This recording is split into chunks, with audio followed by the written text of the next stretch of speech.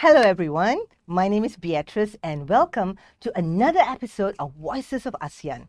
Today, as part of a partnership with the Dubai Chamber of Commerce and Industry, I am pleased to welcome Dr. Ayesha Khanna, co-founder and CEO of ADDO AI, which is an artificial intelligence and incubator firm in Singapore. Dr. Ayesha has a string of achievements more than a mile long. Now, not only did she co-found ADDO AI, she serves as a board member for several large organizations, including Infocom Media Development, the agency regulating Singapore's technology sector, and Neom Tech and Digital Holdings Company, the organization developing the USD $500 billion smart city in Saudi Arabia, and more. She was named one of Southeast Asia's groundbreaking female entrepreneurs by Forbes magazine and is also known for co-authoring Hybrid Reality, Thriving in the Emerging Human Technologies Civilization. Dr. Ayesha is scheduled to speak on artificial intelligence, digitalization, and smart cities at the Global Business Forum ASEAN on the 8th and 9th December. And today, we are really lucky because she'll be giving us a sneak peek into her presentation at the GBF ASEAN. Now, joining me live from USA, here is Dr. Ayesha Khanna. Hi, everyone. Hi, Beatrice. I said Ayesha. It's Ayesha Khanna, sorry. That's right. It's okay. So, Dr. Ayesha, you have had an illustrious career. Now, before founding ADDO AI, you spent more than a decade on Wall Street developing large-scale trading, risk management, and data analytics systems. Now, what inspired you to retire from Wall Street and into the world of startups and AI through your company, ADDO AI? And what have been the milestones of your organization since then? Well, when I started off as a software engineer after I went to Harvard and Columbia University in the US, everybody in my family was so disappointed. They were like, why are you doing technology? Who does technology? It's the back office. Because in Asia, we didn't really understand that technology, we considered it like back office work. About that 15, 20 years ago. And then I was on Wall Street and I saw, because Wall Street was the first area where they were investing money in data and technology. I saw the change it made in the processes, the productivity, the efficiency of the banks. And over time, I learned so much and I said, well, this can be applied to any industry. You don't need only the startups to do it, but any older company, no matter how big it is, a telco, a bank, an insurance company, a transport company, they can all benefit from using data and data in a way that's usable, accessible, and useful. So once I went to Singapore, I started a few years ago, after doing some more consulting, I started my own firm, ADDO AI, and we specialize. We're like data doctors. So we go in, your data is a mess. You don't know how to use it. We organize it. We clean it. We enrich it. So now you have this literally golden asset, which you can use to automatically do customer service, to predict how much inventory you should have, to optimize your routes for your logistics companies. All of these things can be done. If you're a healthcare company, you can literally predict how many people will be in your emergency queue lines on a certain day, so that you can actually optimize the nurses and doctors that should be there in that hospital. This is not possible without the use of data. This is not possible without the use of statistics. And the milestones that we had was that first we started working in Singapore. So we work with the largest public transport company there. And we try to digitize the transport sector in interesting ways. Then we moved on to, we were very lucky, we moved on to 3 of the largest telcos in Asia, some of the largest banks, insurance companies from Japan. Then we moved on to the Middle East, where we're now going to start 2 very big projects in AI and healthcare. And the reason I'm in New York is because we're expanding our footprint in the US now. So there's such a great deal of demand for great data engineers or great data doctors who can then use the data in interesting ways. Was this your area of specialization? You said you're a PhD holder? Yeah, so, but I started off, in economics and mathematics. Then I went on to applied mathematics. And once I got into software engineering, then I was doing a lot of the implementation of quantitative algorithms for traders on Wall Street. So then I went for my PhD in information systems, where we looked at smart cities. And how do smart cities is a different animal than just a company. How do you look at smart cities, and how do you use AI to optimize and the citizen experience? So the most important thing out of all of this is, at the end of the day, your job is not to use AI, not to use data. It's to optimize your customer experience, whether your customer is another company, it's a citizen, it's a consumer. That's so true. It's a new way of problem solving, which is why I think anybody can do it. There is no excuse for you not to learn a little bit AI and to understand how it will affect your industry.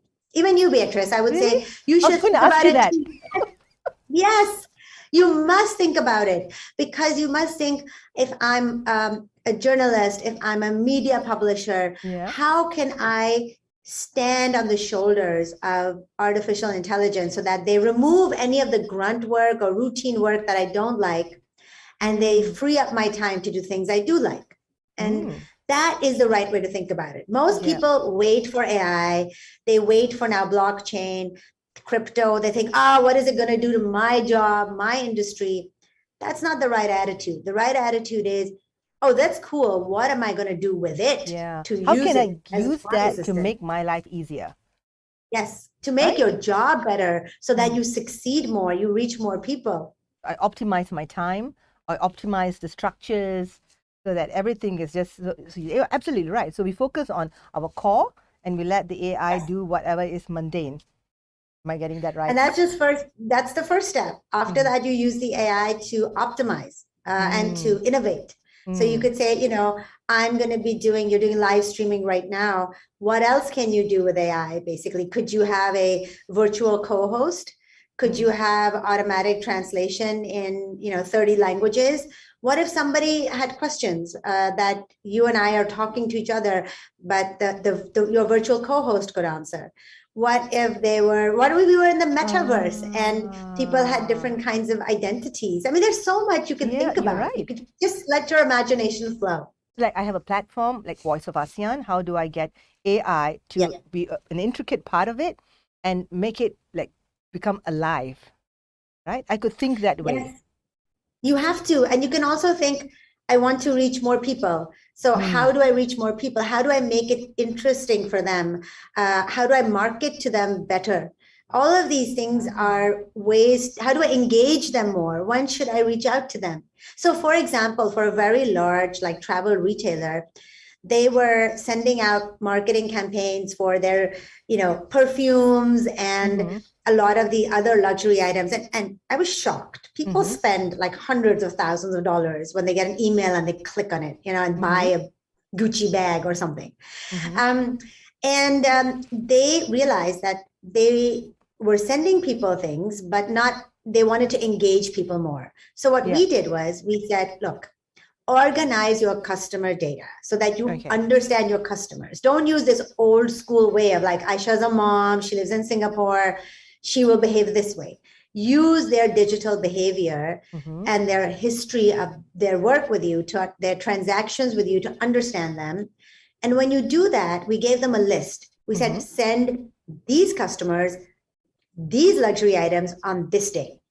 And we gave them several lists like that. And their customer engagement went up by 40%. So when you use data, you help your clients by giving them the right information at the right time, which is much more relevant. Right? Instead of just tracking, it's a more proactive way to go and send them things that you think they would need. Exactly, because your point is not to sell. At the end of the day, we have to change our mindset. It's to better serve your customer, whoever it may be, maybe the government, maybe a person. And that requires you to not only be an engineer, but to be a problem solver. Yeah, so exactly. if you are a problem solver, you can work with somebody like me. And that's the modern team. The 21st century team is somebody who knows no AI and data, somebody like me who knows data and AI. And now we have a third member of the team that is the AI agent, the machine itself, that's learning. And so there's that trifecta is the new team. Can I ask a dumb question? Yeah, but please, there is no such thing. Oh. Okay, so you mentioned blockchain. Is blockchain Yes. AI? No, not at all. Blockchain is so artificial intelligence is essentially the combination of computer science and statistical methods. What it does is it uses data to understand what is happening around it, basically. So you can if you look at a car, for example, an autonomous driving, the car is controlled by AI, and it's getting all this input. It's see pedestrians are crossing. There's a red light. There's a woman with a stroller on the right side. So AI takes these inputs, and then based on its algorithm, it says stop the car or accelerate or decelerate. Blockchain is different. Blockchain is just a database, essentially. So what it does is, let's say that the same car, you are buying a car and you are buying a second-hand autonomous vehicle, and you wanted to know who's bought it before, did they have any problems with it, how much did they pay for it, and you go to your car dealer and you don't really trust him, because he's like the smart alecky guy, he's selling you stuff.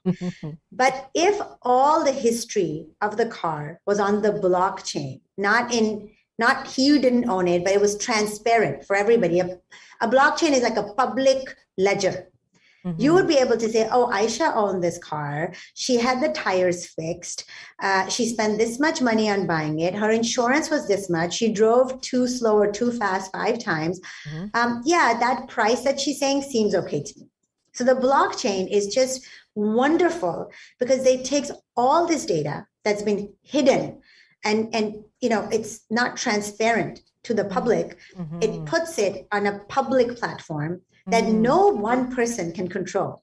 So if I change it, everybody knows I changed it. So if that car dealer changed it and tried to say, oh, there was no accident on this, there would be an alert and you would know that he changed it. I see. So there's no way to hide anything. It's very transparent.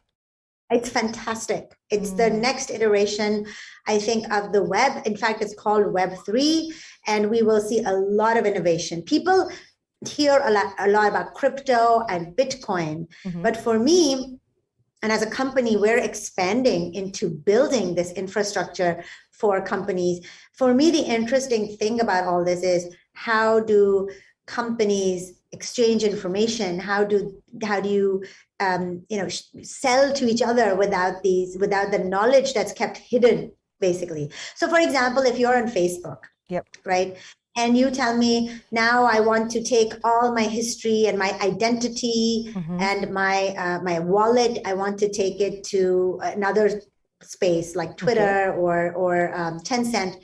You can't really do that right now because it's behind the closed firewalls of Facebook. But once the blockchain infrastructure is there, then you can easily take your digital identity wherever you go. So it gives people a lot more ownership of their own thing, and it also makes everything a lot more transparent, basically. And you help companies build blockchain into their systems. Yes, we do that. So we're an AI company, and now we're evolving into Web3 as well.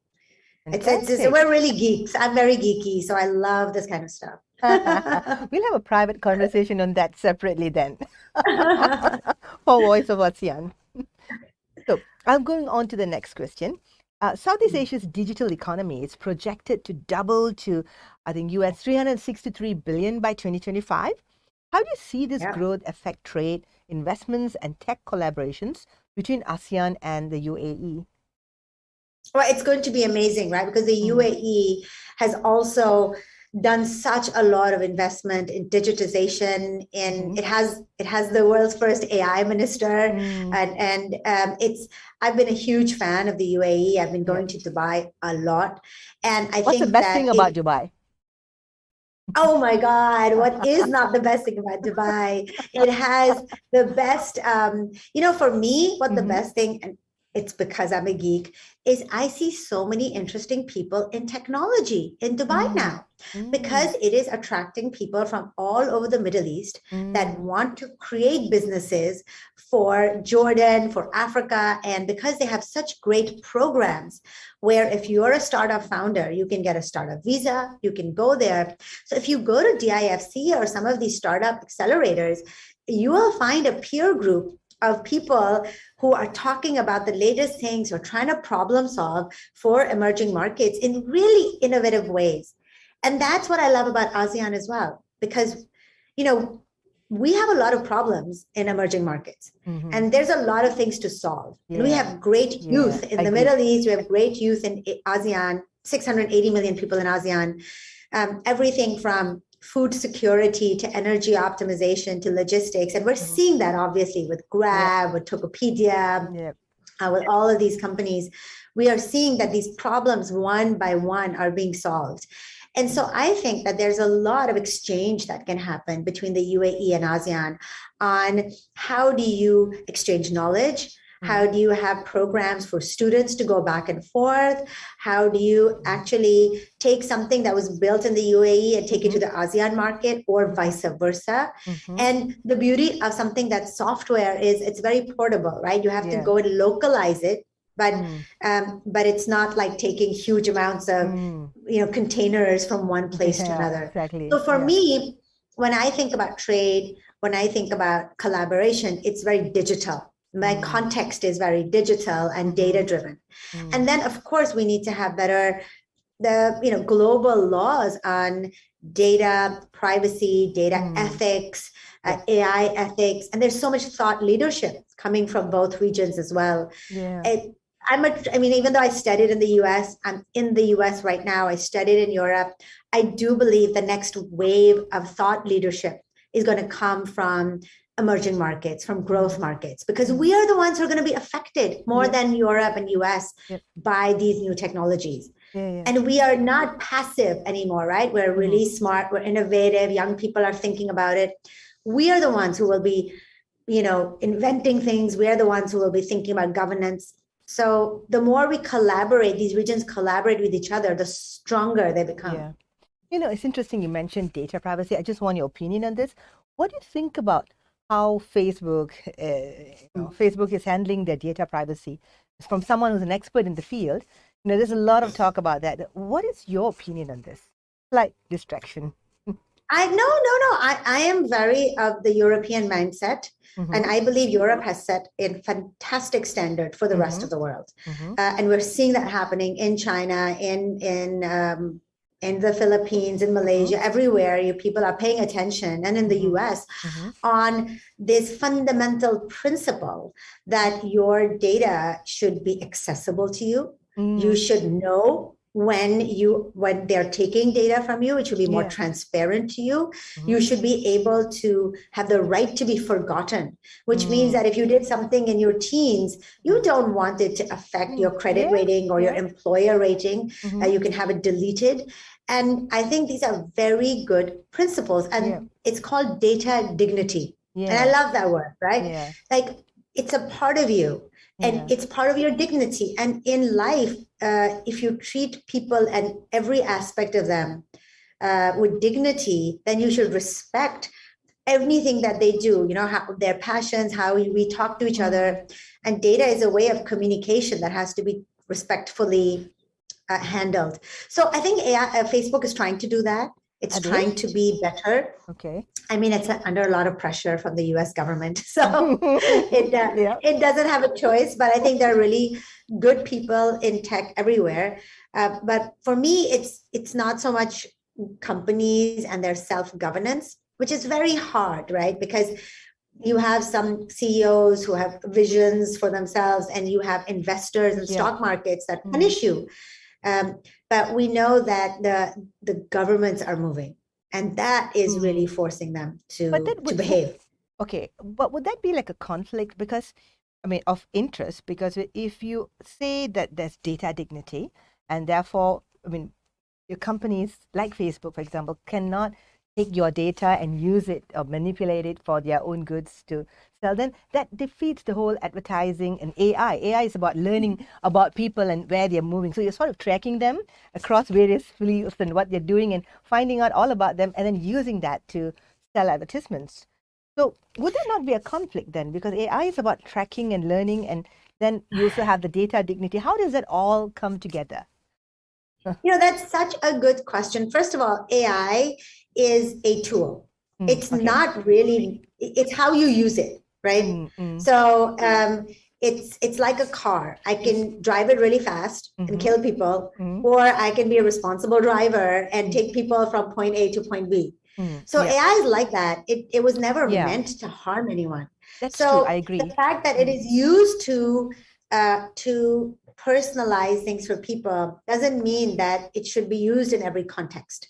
And so there is a lot of movement now to not track people as much and to use more anonymized ways of giving them, personalized offerings. And artificial intelligence, its opportunity is so much bigger than just at the consumer level, right? So, for example, in Singapore, we have there's a whole movement to have a digital assistant.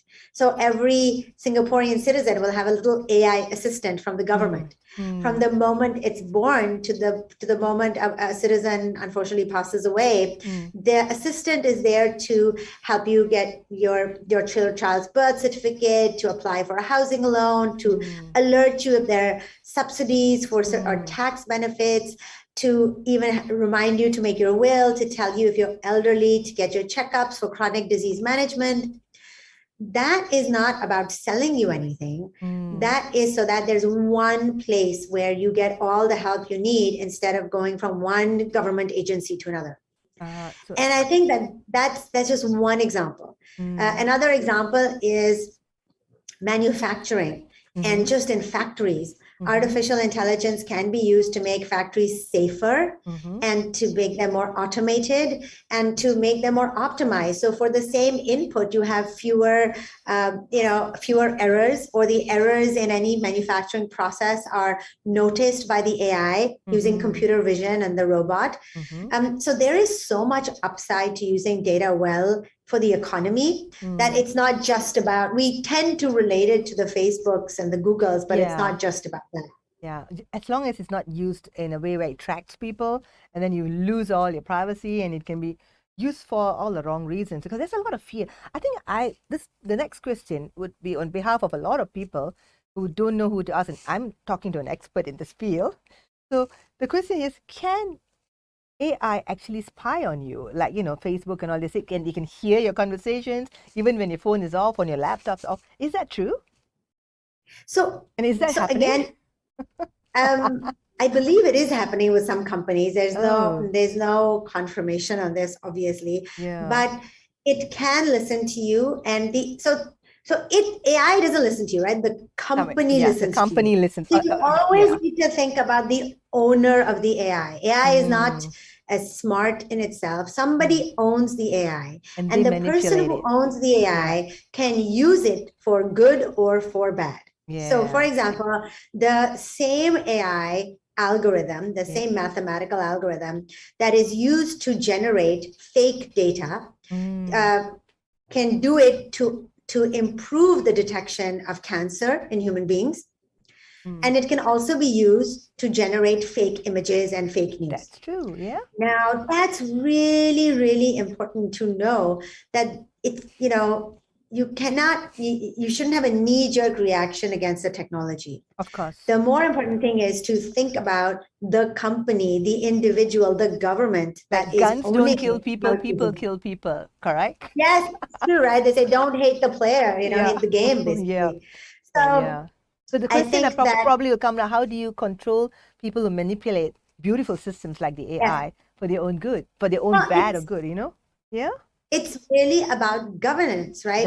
Exactly. Governance is not stifling innovation. Governance is a balanced approach towards big tech which right now have never been governed properly, according to a set of guidelines. And then there are repercussions and consequences, like the European Union. If you can be fined up to millions of dollars if you don't comply with good ethical governance principles. And that is what needs to be done. Of course, we do it right. We do it for healthcare companies. We don't let doctors just do whatever they want. We don't let pharmaceutical companies do it. We don't let banks go crazy. There's a monetary authority that monitors how they use money and how much they infuse in the economy and what they do with interest rates. We need the same kind of guidelines for tech. So absolutely, I agree with you. And it's coming. It's coming. I hope so. No, and there are lots and lots of people, Beatrice, like myself, who are techies, who are very supportive of this, who believe in this, because we see all the good that can come out. So whatever you do, our job is to amplify the good and mitigate the bad. And it's always both sides that we have to handle. Of course, I agree. So on the first day of GBF ASEAN, you will be talking about Tech 2030. So appropriate with our conversation right now. ASEAN's digital landscape, where you touch on the forces stirring today's digital landscape and what the future holds for the ASEAN digital ecosystem. Now, could you please share with our viewers a brief highlight of your presentation and what you hope people will take away from it? Well, I think my main thing would be going over some of the incredible disruption and that has happened in sectors from transportation to food tech to energy systems, and really it is driven by digitization. So right now, the digitization is the first wave that we see, which is primarily B2C or business to consumer. Because most of the population in ASEAN, first of all, it's very young, like the Middle East. So it's different from US, Europe, Japan, even Singapore that way. And secondly, they all have mobile phones, which means that has become their medium of getting a lot of these services that used to be coming from different kinds of bureaucratic processes. That's the first thing. The second thing that we see is level 2 businesses like healthcare, for example. So we've seen digitization first. The second thing we see is what happens when hardware becomes smaller. So, for example, if you are a woman or a man, and you want to get checked for any kind of tumor, or you're pregnant, you go to the hospital. You go to the hospital, there's a big room or a small room with an ultrasound machine in it. And there's a nurse there and she takes your ultrasound. Now, for cities, how do you digitize something like that? How do you make it easier so that you don't have to, commute 45 minutes to that one hospital that's already overburdened in some of these cities? Well, there are new kinds of ultrasounds that are handheld, that are literally this small, like Butterfly IQ, and you connect it to your iPhone. And then somebody can just come on a bicycle or a motorcycle, and they can literally take it in your own home or a very small clinic near you. And the iPhone has even artificial intelligence in it, and it can mine the data, and it can alert a doctor that may be, an hour or two away. So that's the next level where we see where not only education and healthcare and energy management and security, they become digitized. Right now we're seeing, more basic things. And of course, the third thing is then you see large manufacturing and industrial sectors and agriculture become digitized as well. So then you see that all these factories that are so inefficient, or construction that is so inefficient and wasteful, or agriculture which could be so much more productive, that then comes into play. And these three waves, we're seeing just the first wave, and people are so excited about it. But the second and third, as they come along, they will wholly transform the economies of ASEAN. And when they do that, we will see the economic mobility of the youth and the talent and even the middle age, the middle class should swell. The middle class should become bigger. And that is ultimately the best sign of economic prosperity, is when the middle class becomes bigger and bigger over time, as it reaps benefits of this economic, it's kind of this flabby fat that can be removed by using data and AI and digital. Would there be a danger of going too digital, you think? And, so Well, digital that we don't need people anymore.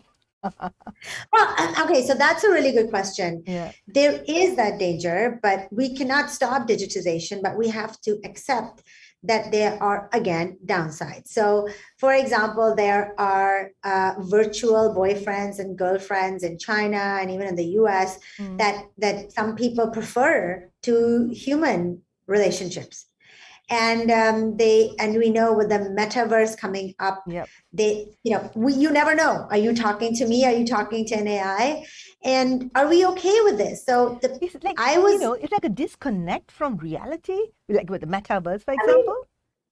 It's kind of an extension of reality. It's actually called XR also. Okay. The idea is that you go in and out from digital, offline to online, and it's just seamless. And if you talk to younger people, especially digital natives or kids these days, Generation Z, they're okay with it. If you said, would you be okay with an AI as a friend? They'd be okay with it. And sometimes you could say that, you're really tired, you want to meet your aunt or your cousin and she's just nagging you. Or you can have a cup of tea with your digital friend and download the art history and art culture library and have a great conversation about the Louvre and Matisse and Bansky. So I don't know. I don't know. It's going to happen.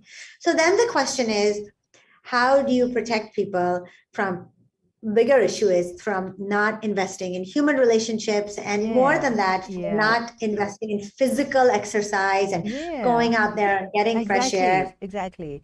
I mean, I'm afraid, do you think we would lose our humanity in the process? When we get too engrossed into this whole we could, and we have to think about it, right? Yeah. I mean, it's like all these kids that go into gaming. Yeah. So you know what China did? China said, this is too much. I'm not going to allow kids to have access to gaming before a certain age. And if they do, it's only 2 days over the weekend. Oh, that's across the board, all over. It's like a rule in China? It's a rule. And China has a lot of other things too. It said all this data that you're taking in financial services and giving people loans, it's putting them into debt. So they started saying you can't do that anymore. In fact, the Chinese are literally saying, the government is saying, you are collecting too much data on citizens. And I think it's very important to realize that China is taking this very progressive approach because it realizes it. And it's taking, because there are over 1 billion people, it's taking a very systematic and approach for the mental and emotional health of its citizens so that they can enter this world in a way that is less disconnected, but maybe more naturally enter it and be productive in it. So I'm a big fan of what they're doing right now, to be honest. Most people don't even realize that. I think they're measuring it. You're not like, you're not like spinning out of control. Everything is measured so that you still retain your, as I say, humanity with the technological world that we seem to be immersed in a lot. I mean, so governments, one of the things I love about Singapore also is that governments need to be agile. In tech, we talk about agility, being light on your feet, being data-driven. You notice something, change it, improve it. Whereas traditionally, governments have made 5-year plans and then they stick to them. Whereas now, because technology is changing so fast, you should change. You should change it if something's not working, or you had a policy for the best interest. The government is trying to, obviously its job is to promote citizens and always trying to do that. But if it's not working, you change it. And you give, you use data to inform you. And I think that's what we're seeing now is new governments that, especially where there's a lot of tech, governments are taking on, and they're actually including tech, data, big AI specialists in government, which is fantastic. Yeah, but I think Singapore is leading the way, in ASEAN at least. Singapore seems to be leading the way. But what do you think ASEAN can do as a group to enhance the possibility of collaborations with UAE and the rest of the world on improving digital landscapes? Well, I think always between regions is exchange of knowledge. So there's exchange of knowledge as great universities in both regions are building great technologies. How can we reuse it? How can we have universities do more collaboration so that we're not just at the so we can get more into deep tech in every way. Secondly, there are visa programs for entrepreneurs and exchange of and ease of bringing startups from one region to another and supporting them and connecting them with possible customers. I mean, that's very important as well. There is a joint effort for data portability, data exchange, data regulation, so that companies can there's a free flow of data like trade. How do you do it in a responsible manner, which is beneficial to both regions? And of course, there are joint efforts to encourage minorities and women, especially, to join this and to inspire each other and to make sure that there's more inclusion and diversity in tech. I think that's something we don't see enough of women in tech. Yes. Do you think there's a reason for that? Why there it's just are a so historical few. bias. Sorry? It's a historical bias that we've had in all over the world. That's why I have my charity, 21st Century Girls, and a lot of what we do is teach girls AI and data and coding in a safe and encouraging environment so that they're not feeling shy. But no matter what their background, they're like, oh, I can do this. I can participate in the next economy. And it's very, very important. It's not just good for the country because half your population is completely excluded otherwise from participating and helping you become competitive as a country. But it's also good for products because a lot of the buyers now are women. Women are getting educated. They're rising in the middle class. And you don't want products that were made for men, but to put some pink on it and try to sell it to women, it's not going to work anymore. Exactly. But I think it's, correct me if I'm wrong, I think it's just basically for women an innate fear that we are not tech-minded. Men are tech-minded and women are not. And I think that's, again, not necessarily true because it's the way we are conditioned from birth to think. It's not true at all. Are you kidding? It's absolutely not true. It's just that we think we can't do it. And that bias has to be removed. It's ridiculous. You got to take it out. It's so old school. No, Pakistan totally must be very proud of you because, you are an amazing person. And do you do work? Do you go back to Pakistan and see how you can change that bias where girls get more into this part of science, AI and technology? Do you have foundations? Well, my charity's focus is absolutely on Singapore, and we only work in Singapore at the moment. I see. But my co-founder is based in Pakistan, and a lot of my team is there, and they do a lot of work around this, like kind of thinking about how can we have more girls in tech, in data science?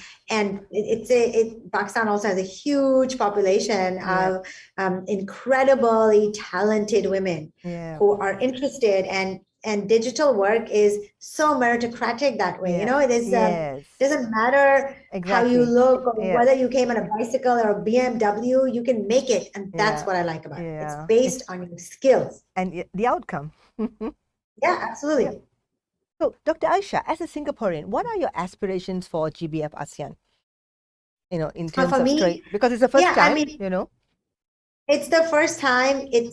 I'm such a big fan of the UAE, and of course, as a Singaporean, the opportunity that ASEAN has of collaborating with that region. I hope a lot of good initiatives, like concrete initiatives, come out on how we can have more exchange of academic knowledge, obviously, because we are developing in deep tech as well. Singapore has a lot of investments in the AI and robotics and 3D manufacturing and now in crypto, really trying to improve how we can collaborate together.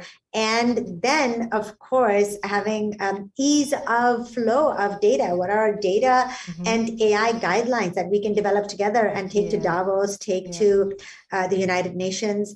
We are in very similar regions in terms of the Middle East and ASEAN. And we can accelerate the growth and the economic prosperity of both regions by collaborating. Fantastic.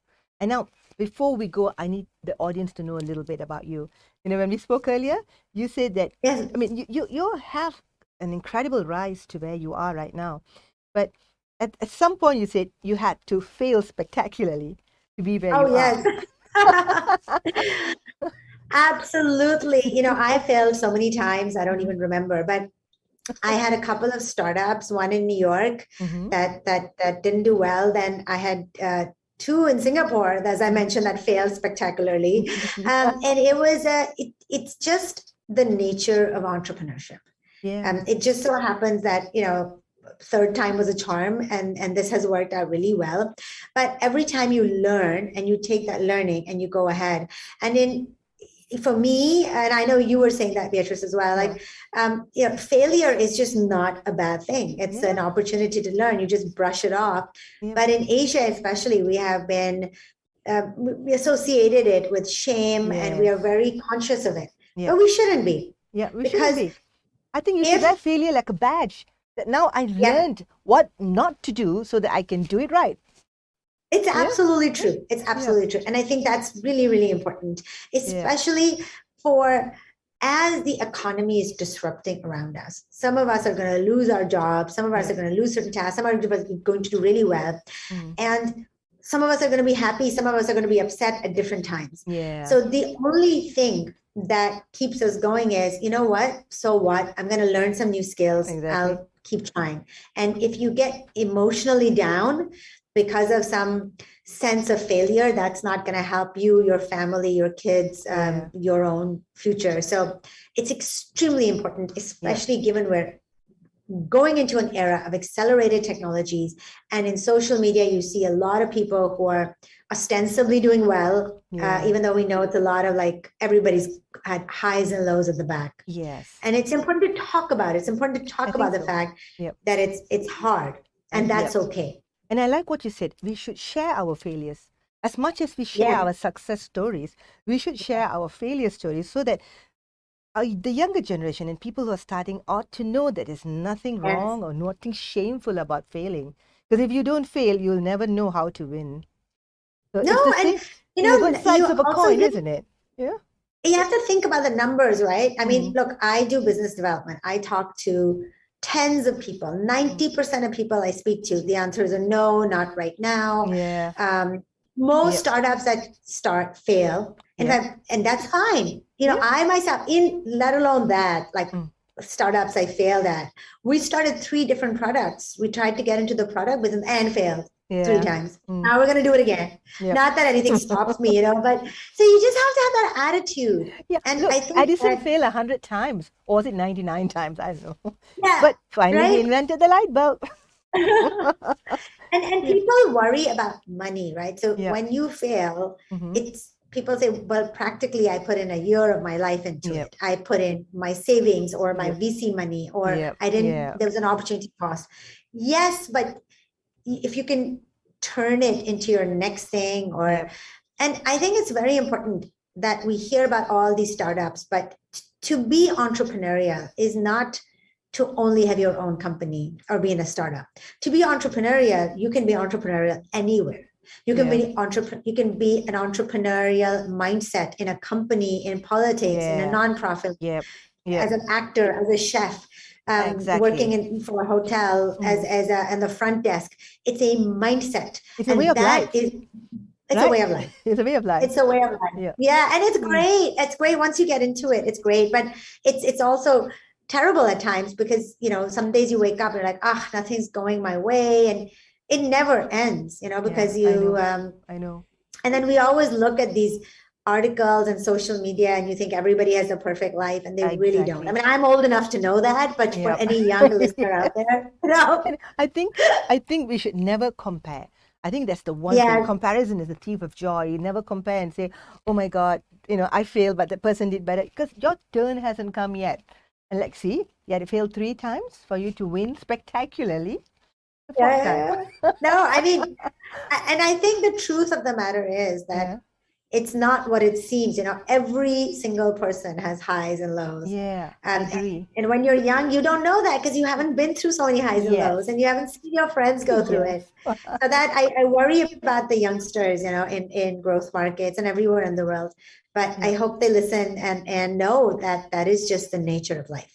That is just the nature of life. And I think there's some comments coming in. So people love you, Dr. Ayesha. So sweet. So there's Jana Palanisamy saying, great sharing. Thank you, Dr. Ayesha. And that's Thank Shireen you. who says, great interview. Such wonderful energy. I agree. Thank you for sharing your insightful and powerful insights, Dr. Ayesha. Yay. Thank you so much, guys. And thank you, Beatrice. Oh, It thank was you, so Dr. nice Ayesha. to meet you. Nice talking to you. And I'm looking forward to hearing your talk in the conference. And join us live, everyone, tomorrow, 26 November at 5 p.m. Malaysian time for an interview with Dr. Brian Shager, President of the UAE Singapore Business Council, another distinguished speaker at the GBF ASEAN 2021. Voice of ASEAN thanks Dr. Ayesha, and we thank you for your time, and we'll be uploading a recorded version of this dialogue in our portal for those who missed this absolutely wonderful interview with one of the most energetic ladies I've ever met in my lifetime. Thank you, everyone.